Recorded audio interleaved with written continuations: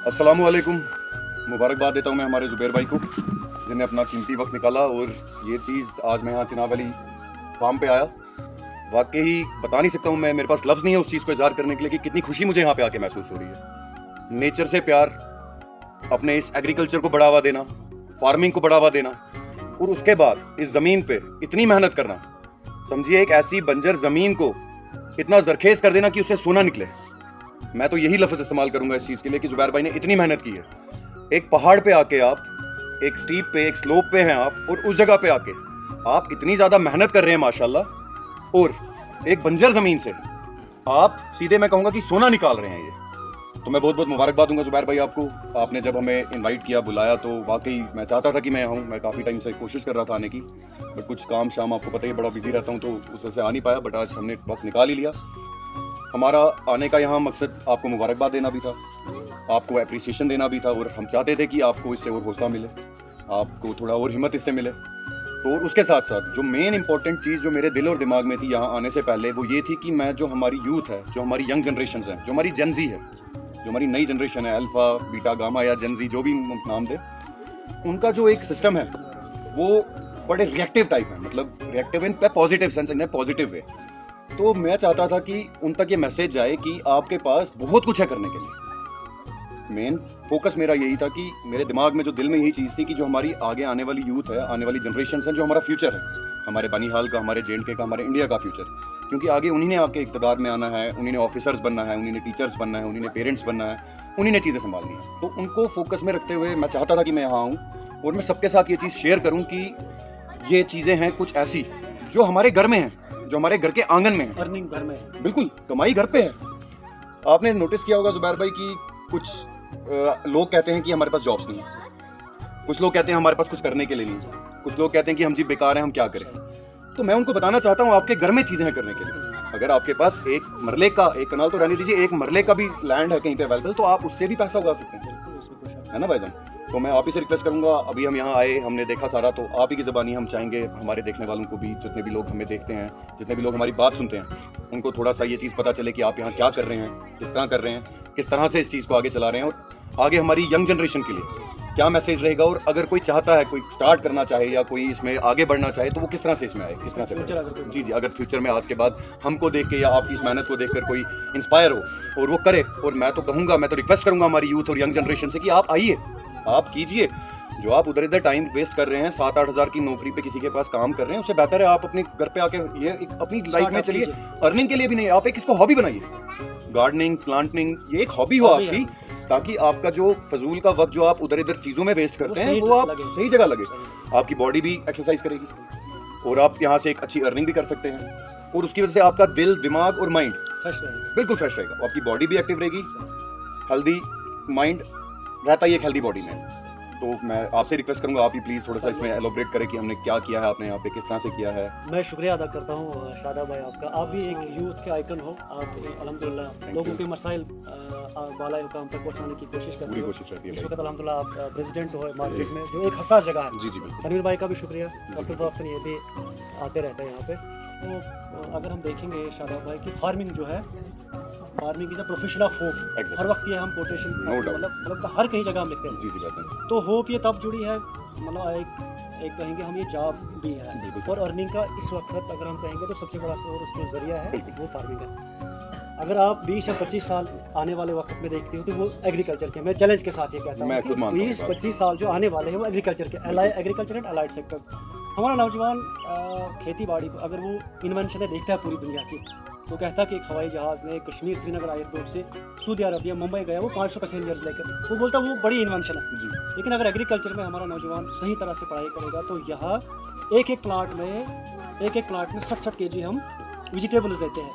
पहले टाइम ऐसा था कि एक प्लाट में 2-4-5 kg मिलता था। आप देखो कितना गुना जो हमारा बढ़ गया है, इतनी इन्वेंशन है इसमें हुई। और क्लाइमेट के हिसाब से बहुत सारी वैरायटीज़ हमारे पास है शादाब भाई। और आपने जो कहा ना, हमारा जो नौजवान है वो इसकी तरफ आना नहीं चाहता। अगर वो आएगा, हमारा एक उसूल है फार्मिंग का, अब जो मॉडर्न फार्मिंग जिसे हम कहते हैं, जो भी फार्मिंग करेगा उसको पढ़ के यहाँ पे बिल्कुल पढ़ के आना। आप ऐसा इल्म के बगैर आप नहीं कर सकते कुछ। मेरे भाई आप देखो, दुनिया का कोई भी काम हम करेंगे उसके बारे में जांच पड़ताल आपको नॉलेज होनी चाहिए। हाँ, विदाउट नॉलेज तो नॉलेज के बगैर क्या होता है, हमारा कोई हम अगर अपने डिस्ट्रिक्ट की बात करेंगे, अपने बनिहाल की बात करेंगे, जब लोग स्टार्ट करते हैं वो बोलता है वो बीमारी लगी, ये चीज़ लगी, उसको बेसिक पता नहीं है कि इसको हम तो पेड़ लगा रहे हैं, हम तो ज़मींदारी कर रहे हैं, लेकिन हम इसको अर्निंग का सोर्स कैसे बनाएं? जी बिल्कुल, वो तभी हो सकता है जब हमारा नौजवान फार्मिंग को पढ़ेगा। शादाब भाई, मैं आपको बताऊंगा कि हम अक्सर वीडियोस पॉडकास्ट वगैरह देखते रहते हैं, हमारे जो नेशनल लेवल के बड़े बड़े पॉडकास्ट, बहुत सारे लोग यूएसए को छोड़कर, यूके को छोड़कर, दुबई को छोड़कर ऑर्गेनिक फार्मिंग कर रहे हैं। फार्मिंग अगर हम कहेंगे इकोसिस्टम में एक अहम जुज़ है, अगर फार्मिंग हम निकाल देंगे तो हमारा सभी सिस्टम खत्म हो जाएगा। तो आप पूछिए मत कि अर्निंग जो है, अर्निंग के साथ साथ में हमारा जो रोज़मर्रा की ज़िंदगी है, हमें फ्रेश हवा चाहिए तो कहाँ से आएगी? जब पेड़ पौधे होंगे ज़मीन पे जनाब, अगर हम ऑर्गेनिक फूड खाएंगे तो हमारी अच्छी सेहत है। ओवरऑल अगर हम देखेंगे फार्मिंग को अगर हम अपनी लाइफ से निकाल देंगे तो ये जो है बहुत बड़ा मसला है। और हमारे सामने इस वक्त यूथ के सामने सबसे बड़ा चैलेंज क्या है? अनएम्प्लॉयमेंट।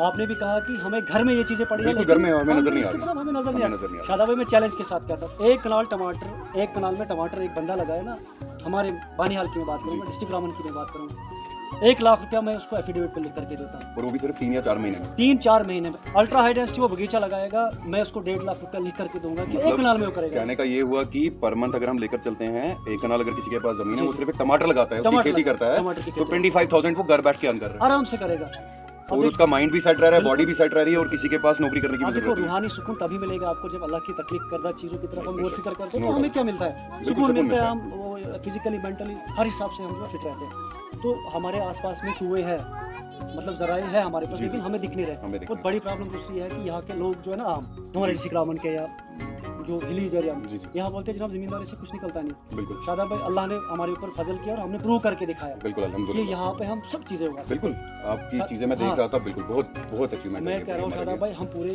अब ये जो हमारी टॉपोग्राफी, अगर हम साइंटिफिकली इसमें घुसेंगे ना, हमारी जो टॉपोग्राफी है ना जम्मू कश्मीर, पर्टिकुलर अगर डिस्ट्रिक्ट रामन की बात करेंगे और खासकर अगर बनिहाल के लिए जाओगे, हम कश्मीर से 15 दिन पहले हैं। 15 दिन का एडवांटेज अगर हम सेब की खेती करेंगे, बीज पलम एप्रिकॉट की खेती, कीवी की खेती करेंगे तो हमें मिलता है एडवांटेज। फल 15 दिन पहले मिलता है, 15 दिन बाद कश्मीर में मिलता है। 15 दिन पहले जब हम मंडी में जाएंगे तो ज़्यादा रेट नहीं मिलेगा, हमें मिलना है जनाब। अच्छा, यहाँ पे हाई रिचेस है, यहाँ पे पेस्टिसाइड हमें बहुत कम मिलता है जनाब, जमीन फर्टाइल है, बहुत ज़मीन फर्टाइल है।